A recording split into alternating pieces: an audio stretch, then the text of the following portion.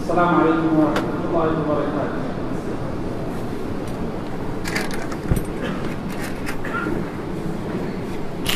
الله أكبر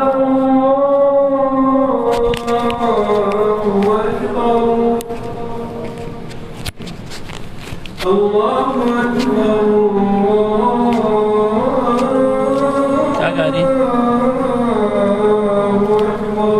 क्या गा रही أشهد أن لا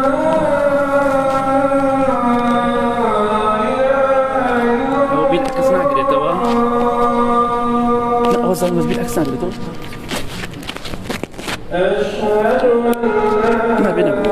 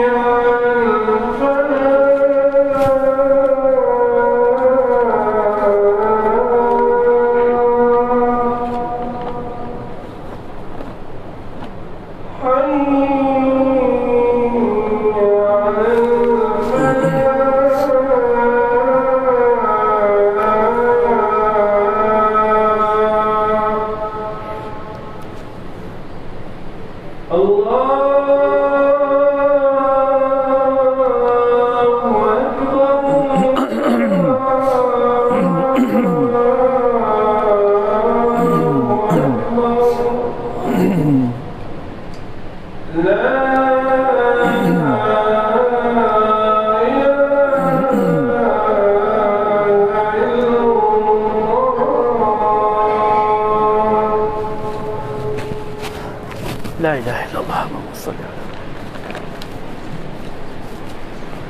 اللهم كما بينا بيشرب يا زحمة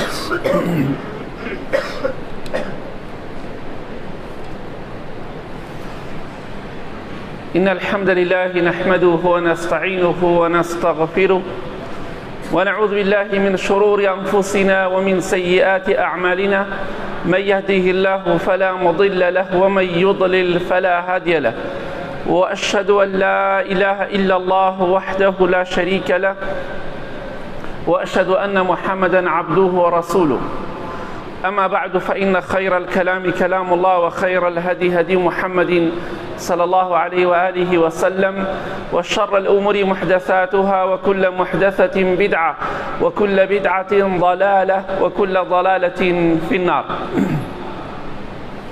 خۆشەویستان، ئاینی پیرۆزی ئیسلام بۆ هاتووە ئێمە بگۆڕێت لە باشەوە بۆ باشتر، لە خراپەوە بۆ باش، کەواتە ئەو ئاینەی خوا حتا زیاتر کاریگەری بەسەرمانەوە هەبێت، زیاتر بەڕێز دەبین،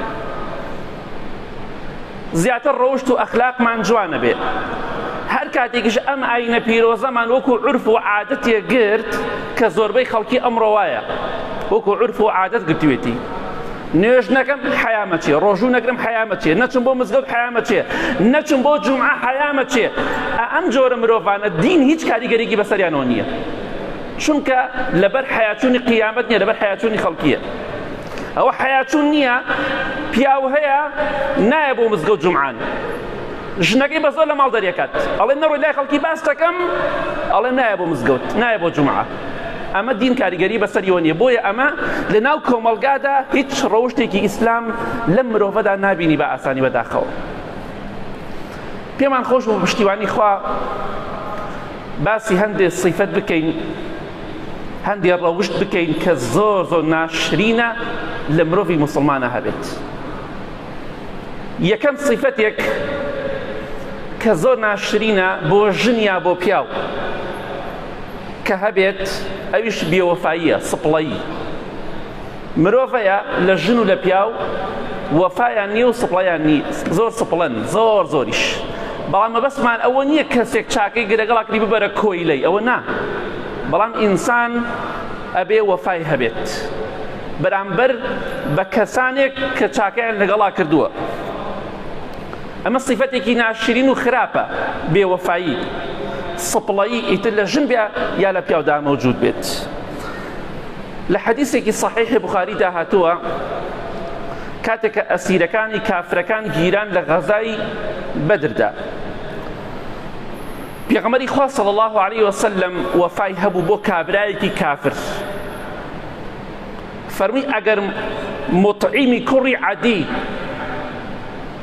کە کەسێک بە کافری و بە موشریکی و بە بتپەرستی مرد، فەرمووی ئەگەر مطعیمی کوڕی عەدی ئێستا لە ژیاندا بوایە و زیندوو بوایە بیوتایە ئەو ئەسیرانە بەربەدا لەبەر خاتری ئەو هەمویانم بەرەدا. بۆ لەبەر ئەوەی کاتی خۆی کە لە تائیف گەڕایەوە بەردبارانیان کرد. خۆشەویستی خوا صلی الله علیه وسلم لە شاری مەکە مطعیمی کوڕی عەدی کە کافرێک بوو گرتێ خۆی و پاراستی، وەکو وەفایەک بۆ ئەو ڕۆژەی کە لە تەنگانەدا لەگەڵیدا بوو.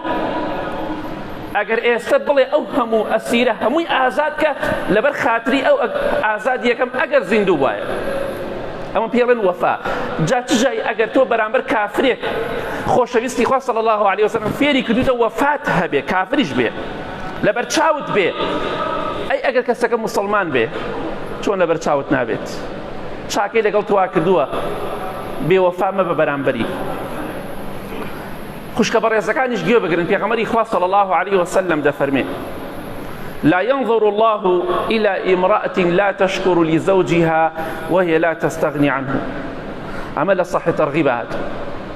خوای گەورە و میهرەبان تەماشای ئەو ئافرەتە ناکات، بە ڕەحمی خۆی تەماشای ناکات، بە چاوی ڕەحمەتەوە تەماشای ئەو ئافرەتە ناکات کە سپاسی پیاوەکەی ناکە لە کاتێکا پێویستی بە پیاوەکەیتی و لە پیاوەکەی بێپێویست نییە. ناشکوری دەکات، دەڵێ خێرم لە تۆ نەبینی. بۆیە بە تایبەتی ناشکوریکردن زۆرە بەداخەوە، بەڵام ئافرەتان زیاتر بەرامبەر بە پیاوانی خۆیان هەرچی بۆ دەکات پێی نازانێت. ئەوە سپڵەییە کە ئافرەتێک پیاوەکەی شەو و ڕۆژ خزمەتی ئەکات لەگەڵ کەسێکترا خیانەت دەکات، دەستی لەگەڵ کەسێکترا تێکەڵاو کردووە، وە لە پیاوەکەی خۆی ڕازی نییە، لەگەڵ کەسێکی ترایە کە بە حەرامی لەگەڵیا دەژی. بەداخەوە کەسانێک دەبینی چاکەیان لەگەڵا دەکەی لە بەرچاویان نییە. جاری وایە تۆ مەبلەغێک پارەت بۆ دێ، دەڵێن مسلمانەکە ئەم مەبلەغە بۆ منە ڕەمەزانە زەکاتە بیدە بە چەند ماڵێکی فەقیر. کاتێک هەندێک کەسێ دەیدێتێ ئەڕۆیتە ماڵی یا تەلەفۆنی بۆکی بانگێکەی پارەکەی ئەدەیتێ دوای لای خەڵکەڵێ چی؟ ئەڵێ جا خۆ منەتی دیانە خۆ پارەی خۆی نییە. ئەمە مرۆڤی بێوەفایە. باشە ئەو پیاوات لەو هەموو خەڵکا تۆی لەبیر بوو، ئەوەندە وەفات نییە کە ئەم پیاوە تۆی لەبیر بوو ئەو هەموو شتێکە بۆ تۆ. خۆ ئەیتوانی پارە بە تۆ نەدا، خۆ ئەیتوانی ئەو زەکاتە بداتە فەقیرێکی تر لە جیاتی تۆ، بەڵام کاتێککە تۆی لەبیر بوو مەڵێ خۆ پارەی خۆی نییە منەتی تیان نییە، حساب کە پارەی خۆیەتی. ئەگەر یەک تۆزێ وەفا و پیاوەتی تیا بێ دوعای خێری بۆ دەکەی و دڵنیاش بە بەپێی حەدیث ئەو کەسێک کە زەکاتەکەی داوە ئەو کەسەشی کە ئیدا بەدەستەوە بە قەدێک خێران دەسەکەوێت. کەواتە ئەو تۆی لەبیر بوو لا ئەو هەموو خەڵکە هێنای بۆ تۆ دای بەدەستەوە بانگی تۆی کرد، کەواتە ئەو وەفادارە بەرامبەر بە تۆ بێوەفا مەبە بەرامبەری. مەڵێ منەتی تیانێ پارەی خۆی نییە، دەتوانێت پارەی خۆی نییە ڕاستەکەی، بەڵام دەتوانێت نەیدا بە تۆ. خۆ کابرانی تۆ بیدە بە فڵان کەس کە تۆی لەبیرە ئەوەندە وەفات هەبێت. پەنا بەخوای گەورە یەکێتە لەو سیفەتە ناشرینانەی کە زۆر ناشرینە، زۆر خراپە لە ژنە هەبێ یا لە پیاوە هەبێت. سیفەتێکی ناشرینە با ئیسلام بمانگۆڕێ، با ئیسلام کاریگەری بەسەرمانەوە هەبێت. ئەویش پەنا بەخوای گەورە درۆکردنە. هەندێک کەس ئیش و کاری بۆتە ئەوەی ڕاز بێ بەلایە ناڕوات، پارەی هەیە هەدەڵی هیچم نییە، خوای گەورە بە درۆت نەخاتەوە، ئەکڕوزێتەوە بەردەوام دەڵی هیچم نییە. بیرمان دێ لە کاتی گرانیەکەدا کاتێکە پارەکە 25 دینارەکە ئەوانەی کە تەمەنێکیان بیریان دێ. چەندەها کەسم دەزانی کە ئێستا زیندوونیان مردوون بە تەمەن بوون ئەو کاتە. لە ناو خەڵکە ئەکڕوزانەوەیان و بەخوا هیچمان نییە، بەس کاتێکە پارەکە بلۆک کرا خەڵکی وابووی 30,000 مرد تۆپی $2 بەڕێستان، ئەوە کە دەیوت 20,000، ئەوە کە دەیوت 10,000. تۆ پێشترەوە 10 دینارم نییە. ئەمە ناشکوریە، بەروبوومی ناشکوری ئاوایە. زۆر جار خوای گەورە زەربەیەک لێدا تەواو دەڵێ پارەم نییە. ئەمجا کاتێک کە کابرا ڕائەکە ئەڵێ بەخوا فڵان کەس 15 دەفتەر میخوارد، 20 خواردم. ئەی تۆ پێشترەوە هیچم نییە، وەرەقەیەکم نییە. ئینسان زۆر ناشرینە $2 بەڕێستان کە درۆزم بێ و درۆ بکات. لە حەدیثێکی صحیح تەرغیب داهاتووە، دایکی ئیمانداران عایشە ڕەزای خوای لێ بێتە فەرمێ ما كان خلق أبغض إلى رسول الله صلى الله عليه وسلم من الكذب. هیچ ڕەوشتێک نەبوو ناشرین تر بێت لای پێغەمبەری خوا صلی الله عليه وسلم لە درۆکردن. بۆیە دەفەرمێ ئەگەر پیاوێ درۆیەکی لای پێغەمبەری خوادا بکردایە صلی الله عليه وسلم، ڕۆژێک قسەیەکی بکرا قسەکەی درۆ بووایە، پێغەمبەری خوا صلی الله عليه وسلم لە دڵیا شتێکی بەرامبەر ئەو ئینسانە دروست دەکرد، سیقەی پێی نێمە. ئەو پیاوە سیقەی لەدەست ئەدا لەبەر ئەوەی لە خزمەتی پێغەمبەری خوادا صلی الله عليه وسلم قسەیەکی کردو ڕاست نەبووە. حتاکو ئەو کاتەی خۆشەویستی خوا صلی الله عليه وسلم دەیزانی ئەو پیاوە لە درۆکە تۆبەی کردووە، سیقەی پێی نێمە. لە دڵیا شتێکە بوو بەرامبەری ئەم پیاوە سیقەی نییە، متمانەی نییە، چونکە ڕازگۆ نییە. بۆیە سیفەتێکی زۆر ناشرینە بۆ ژنیا بۆ پیاو، پەنا بەخوا کە ڕازگۆ نەبێ. خوای گەورە دەفەرمێ وەکونوا مع الصادقین، ئەی ئیمانداران ڕازگۆ بن لەگەڵ ڕازگۆیاندا بن. ژن هەیە بە تایبەتی دایک هەیە مناڵەکەی فێر درۆ دەکات، ڕۆڵە هەرچیان بڵێ نازانم، باوکت ناوی چییە؟ وەڵا نازانم. دایکت ناوی چییە؟ نازانم. ئەمە زۆر خراپە. مناڵ هەڵە مناڵی فێری درۆی بکەی، زۆر ناشرینە. بڵێ ڕۆڵە قسەم مەکە، هەموو پرسیارێک جواب مەدەرەوە، بەڵام فێری درۆی مەکە. وەڵام من نهێنی پارێزم، ئەمە نهێنی پاراستن نییە. خوای گەورە دەفەرمێ لعنەتی خوا لەو کەسە بێ درۆ دەکات. فنجعل لعنة الله على الكاذبين. خوای گەورە نەفرەتی کردووە لە ئینسانێکە درۆ بکات. بۆیە ئاگداری خۆت بە. خوشکی بەڕێزم، برای بەڕێزم، ئەم سیفەتە زۆر ناشرینە، ناشرینترین سیفەت بۆ لای پێغەمبەری خوا صلی الله عليه وسلم. هەر کەسێ درۆی بکردایە سیقەی پێی نێمە.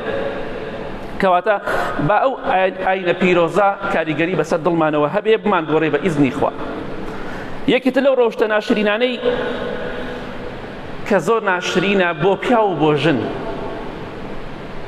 ئەوەیە کە ئینسان دڵی پیس بێ. وا نەزانی ئیسلام دڵی دڵت پیس بێ. دڵپیسی خۆتان زان مەبەسمان چییە؟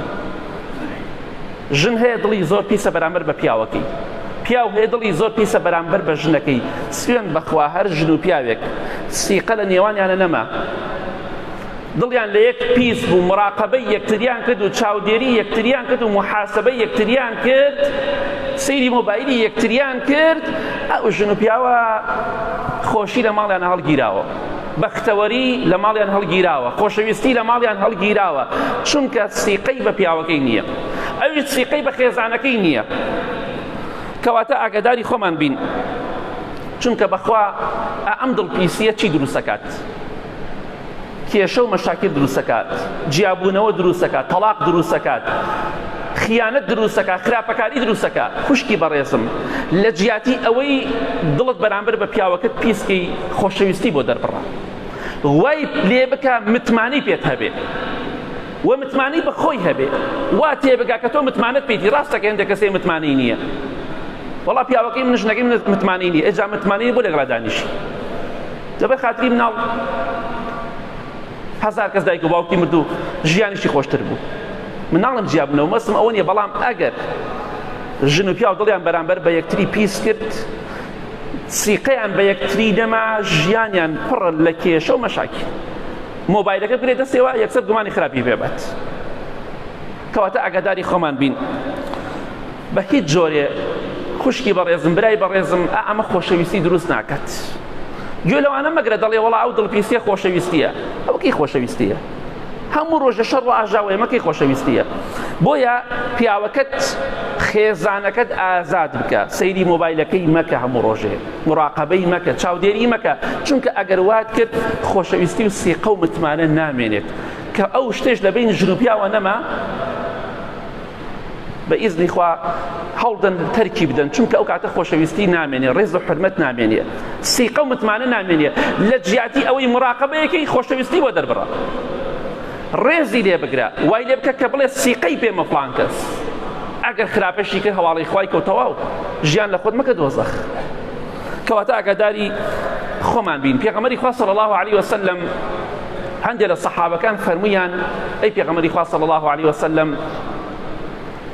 بۆ ژنێک لە ژنەکانی ئەنسار ناهێنی. ئەنساریەکان ئەوانە خەڵکی شاری مەدینە بوون، واتە بۆ ژنێک لەو ژنانەی کە خەڵکی مەدینەی نایهێنی. ئەزانین چی فەرموو پێغەمبەری خوا صلی الله علیه وسلم؟ فەرمووی ئین فیهم لغیرة شەدیدە، ژنی خەڵکی مەدینە غیرەیان زۆرە، بۆیە من نایهێنم، چونکە کە غیرەیان زۆر بێ ژیان لێکەنە دۆزەخ. ئەوە پێغەمبەری خوایە صلی الله علیه وسلم، قسەی خۆم نییە. لەبەر ئەوە نایانهێنم چونکە غیرەیان زۆرە. غیرە واتە مراقەبە، واتە دڵپیسی، محاسبە، چاودێری ورد. بۆیە ئەو ژنانە ناهێنم چونکە غیرەیان زۆرە و لەگەڵیانە ژیان زەحمەت. کەواتە ئاگاداری خۆمان بین، ئەو سیفەتانە لە خۆمان دەرخەین بە ئیزنی خوای گەورەتیانمانە مەوجود نەبێت. خۆشەویستان، یەکێتە لە سیفەتە ناشرینەکان کە لە ژن و لە پیاوە هەبێ ناشرینە، خراپە، مەسەلەی چروکیە، ڕەزیلی. بەڕاستی پێغەمبەری خوا صلی الله علیه وسلم کاتێکە وتیان فڵان کەس پیاوێکی چاکە، بەس ڕەزیلە، بەس چروکە، بەخیلە. فەرمی وەئەی دائین ئەدوا من البخلی، بۆ دەردێک هەیە، نەخۆشیەک هەیە لە ڕەزیلی خراپتر بێ، دەردێک هەیە لە ڕەزیلی ناشرینتر و خراپتر بێ. خراپترین دەردە، خراپترین نەخۆشیە، خراپترین ڕەوشتە، خراپترین سیفەتە کە مرۆڤ ڕەزیل بێ، بە تایبەتی بەرامبەر بە ماڵ و مناڵی خۆی. چەند کەسێ پارەی زۆرە، ماڵ و مناڵەکەی احتیاجن، تخوا ئەو پارە چی قیمەتێکی هەیە؟ تخوا ئەو پارە لەگەڵ کاغەزی سپیا فەرقی چییە؟ کە ماڵ و مناڵەکەت احتیاجی خەڵکن. ڕەزیلی زۆر سیفەتی ناشرینە. وەڵڵی خەڵکە زانم دان و دواننا زۆر، سوێن بەخوا خێزانیان احتیاجی 5,000، وەڵڵی پارەشیان زۆرە. وەڵڵی خێزانی ئەگەر بێت و ماڵ باوکی داوەت کا، خزمێکی خێزانی داوەت کا، دوایەڵە دەی پارەکەم بەرێ، ئەوە نەم سەرف کردەوە خزمەکەت. ئەی با بۆ بازار پارەی تەکسەکەی لێسێنێ، تەکسیشی پێ نییە، خصوصیە. ئەی با بۆ ماڵ باوکی هەڵێ پارەم بەرێ. ئێ باشە ئەم ژنە بەیانی خەڵ پارەی بۆ هەڵەڕژێنێ، فێری بەدڕەوشتی خراپەکاری دەبێت. تۆ خراپترین دەردت تایە، نەخۆشی تایە کە ڕەزیلی و چروکیە.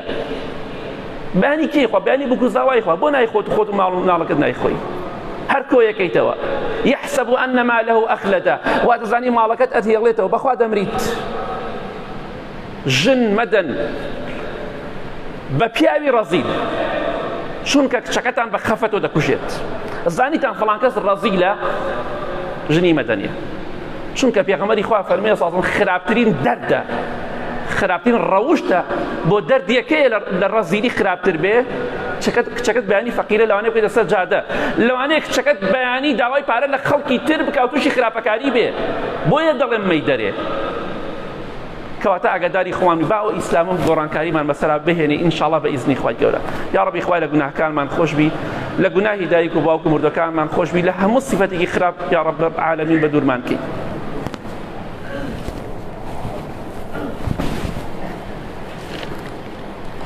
الحمد لله والصلاة والسلام على رسول الله وعلى آله وصحبه ومن والاه ئاینی پیرۆزی ئیسلام هاتووە گۆڕانکاری بەسەر ئێمەدا بهێنێ بمان گۆڕێ یەکێت لەو ڕەوشتە ناشرینانەی خراپانەی کە زۆر ناشرینە بۆ ژن و بۆ پیا و بە تایبەتی بۆ ئافرەتیش زیاتر دزیکردنە پیا و ناشرینە کە دزی بکە بەڵام ئافرەت دوو جار ناشرینە فڵان کەس ژنە و دەستی پیسە ئەزانی پێغەمبەری خوا چی دەفەرمێ صلی الله عليه وسلم لە حەدیثێکی صحیحی بوخاری مسلمدا دزیکردنێکێک لە تاوانە گەورەکان قڕ بەسەر ئەوانەی کە ماڵی خەڵکە خۆن قڕ بەسەر ئەوانەی کە داهاتی خەڵکە خۆن قیامەتیان چەندێ سەختە خۆشەویستی خوا فەرمێ صلی الله عليه وسلم لعن الله السارق يسرق البيضة ويسرق الحبل لعنەتی خوا لە کێبێ خوا نەفرەتی کردووە لعنەتی کردووە لەو کەسەی کە دزی ئەکا ئەگەر هێلکەیەک بدزێ خۆ هێلکەی بای 250 کەمتریشە ئەگەر کەسێک زیاتر بدزێ ئەو کەسەی یەک هێلکەیەک بدزێ خوا نەفرەتی لێ دەکات ئەوەی حەبلێک بدزێ گوریسێک بدزێ خوا نەفرەتی لێەکە خوا دەفەرمێ فڵان کەس مادەم هێلکەیەکت دزی لە ڕەحمەتی من بە دوور بی ئەگەر کەسێک داهاتێکی زۆر بخواو بە ملیۆن و بە دەفتەر بیخوا بە غەش و خیانەت بە دزی پەیای کات ئەبێت چەندەها نەفرەتی خوای بەرکەوی ڕۆژانە بۆی لە دز داماوتر نییە دز قڕ بەسەرە داماوە چونکە ڕۆژانە لە ژێر نەفرەتی خوادایە یەکێک لە پیاوچاکان دەفەرمێ ئەگەر بینیت ئەو کەسێک کە دوژمنی تۆی ناحەزی تۆیە ئەگەر بینیت خەریکی خراپە و تاوانە ڕۆژانە خەریکی گوناه و تاوان و خراپەکاریە بزانە خوا تۆڵەی بۆ تۆ کردوتەوە چونکە ئەو لەسەر خراپەیە بۆیە ئەو کەسێک کە تۆ ڕقت لێیەتی دزی دەکا خیانەت دەکا زوڵم دەکا دڵخۆش بە چونکە خوا تۆڵەی بۆ تۆ کردوتەوە ئەوەی کە تۆ حەزت پێی نییە بەردەوام لەژێر نەفرەتی خوادایە یەک هێلکە بدزی بەر نەفرەتی خواکەوی یەکێک لە تاوانە گەورەکان ئەگەر هێلکەیە بدزی تاوانێک گەورەت ئەنجام داوە خوای گەورە دەفەرمێت لە ڕەحمی من بە دوور بە کەواتە ئاگاداری خۆمان بین بەڵام بۆ ئافرەتیش بە تایبەتی زۆر ناشرینە لە بازاڕە زۆربەی دوکاندارەکان دەڵێن ئافرەتان دەستیان پیسە شتە دزن شتە خاتە ناو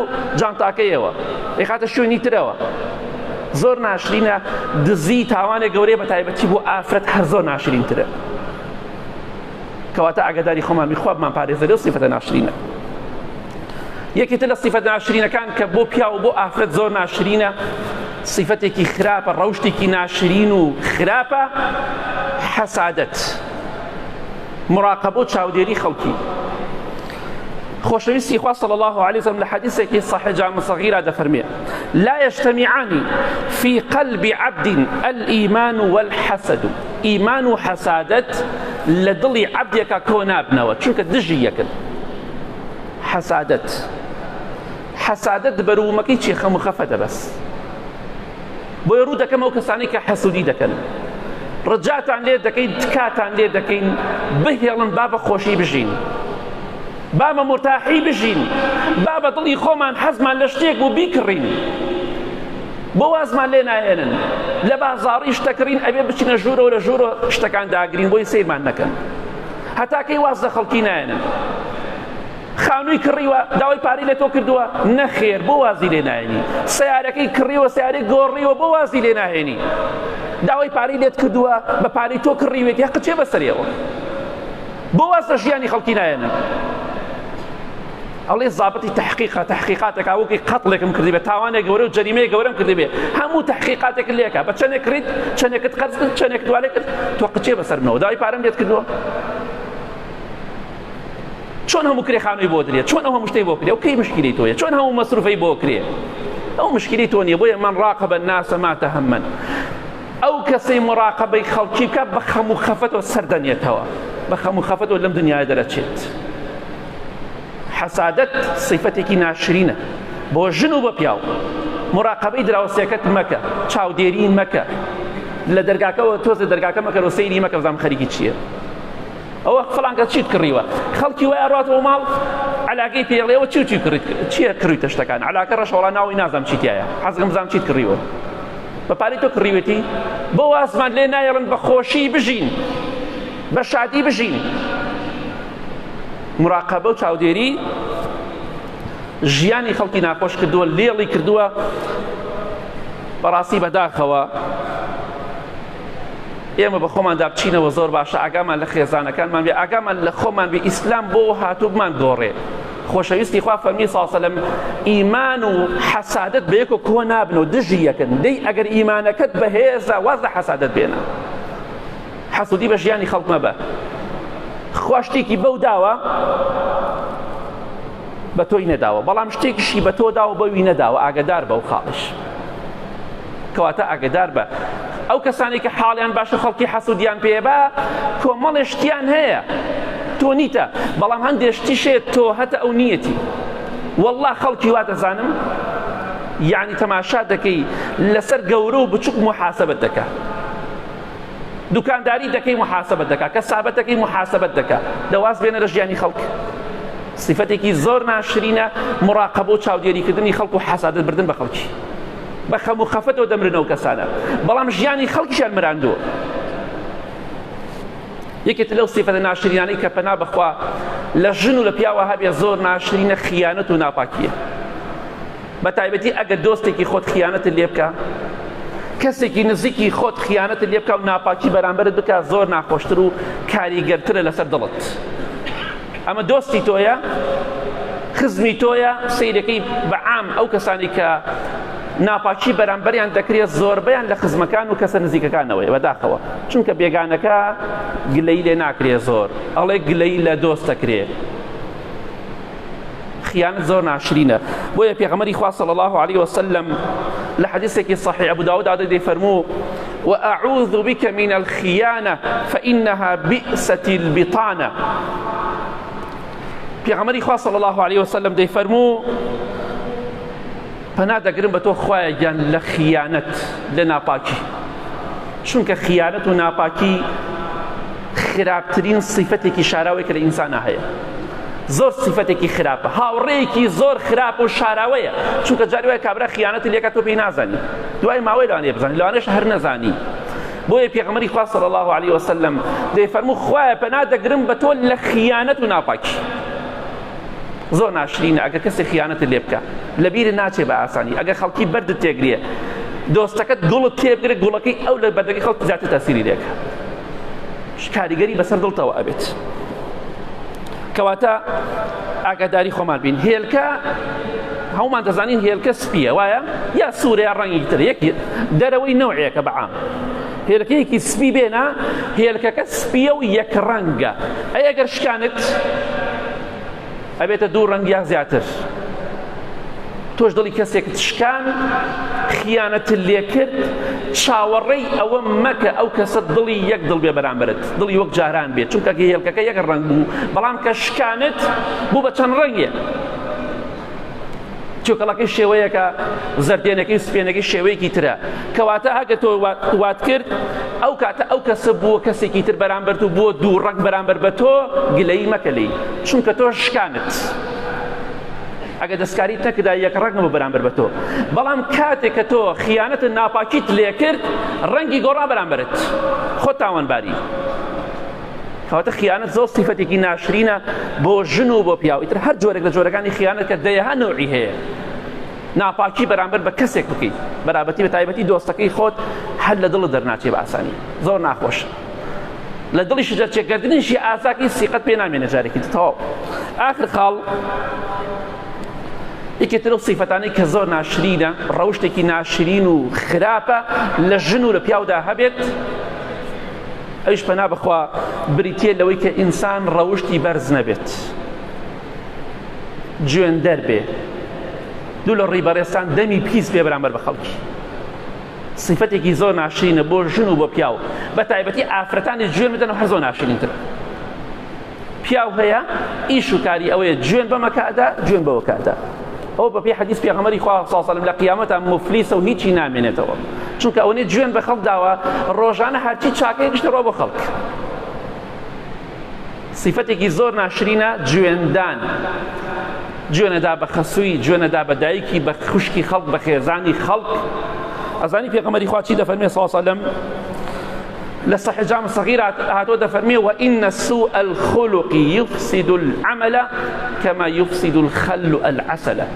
هەر وەکو چۆن هەنگوین ئەگەر سرکەی تێ بکەی تێکی ئەدات، ئەو هەنگوینە سرکەی تێ بکە وێران دەبێ و بەتەڵ خواردن نایە. دەفەرمێ پێغەمبەری خوا صلی الله علیه و سلم ڕەوشتی ناشرین هەروەکو چۆن ئەو هەنگوینە بە سرکەکە تێکەچێە، ئینسانیش بەهۆی ڕەوشتی ناشرینەوە هەموو کردەوەکانی تێکەچێ ئەسووتێ. واتە گوێندان بە خەڵکی، کردەوەکانت ئەسووتێنێ، کردەوەکان لە ناو دەبات. گوێن بە خەڵکی بەدە، گوێندان سیفەتی ئینسانێکە کە شەخسێتی نەبێ، سیفەتی ئینسانێکە بێدەسەڵات بێ. ئەگەر پێت خۆشە کردەوەکانت نەسووتێ، گوێن بە خەڵکی مەدە و لەعنەت لە خەڵکی مەکە، تانەوتە شەر لە خەڵکی مەدە، دڵی خەڵک بریندار مەکە. خەڵکیش خۆ زمانی هەیە جواب بداتەوە، بەڵام ناوێ خۆی بخاتە ئاستی تۆ بەخوا بەرامبەر بە خەڵکی فڵان کەس وامێک لوتی مشکان، بەخوا ڕۆژێ دێخوا لوتی خۆش دەشکێنی. جا بۆی ئینشاءڵڵا لە کۆتاییدا دەڵێم پێغەمبەری خوا دەفەرمێ صلی الله علیه وسلم صاب المؤمن كالمشرف على الهلكة. ئەو کەسەی گوێن بە خەڵکی ئەدا لە لێواری هیلاکەتایە، وەکو وایە لەم لێوارابی بکەویتە خوارەوە، کەواتە خۆت مەخە خوارەوە بە گوێن و بە سیفەتێکی ناشرین. گوێن بە خەڵکی مەدە، گوێندان بە هیچ کەسێک لەم سەرزەویدا حەڵاڵ نییە، کافر بێ، شەیتان بێ، ئیبلیس بێ، زاڵم بێ، بێدین بێ، دیندار بێ، دز بێ، پیاوکوش بێ، گوێندان بە هیچ کەسێک جائز نییە بەپێی قورئان و حەدیث. کەسێک زوڵمت لێکە دوعای لێ بکە، گوێنی پێ مەدە. ئینشاءڵڵا هیوادارم بە خۆماندا بچینەوە، صفەتی جوان لە خۆماندا جێبەجێ بکەین و ئەوەی صفەتی ناشرینە ئینشاءڵڵا لە خۆمانی دوورخەینەوە، چونکە ئەم ئاینە هاتووە ئێمە بکاتە مرۆڤێکی جوان و ڕێک و پێک و بەڕەوشت و بەئەخلاق. اللهم اغفر للمؤمنين والمؤمنات والمسلمين والمسلمات الأحياء منهم والأموات من أهل السنة والجمعة والجماعات.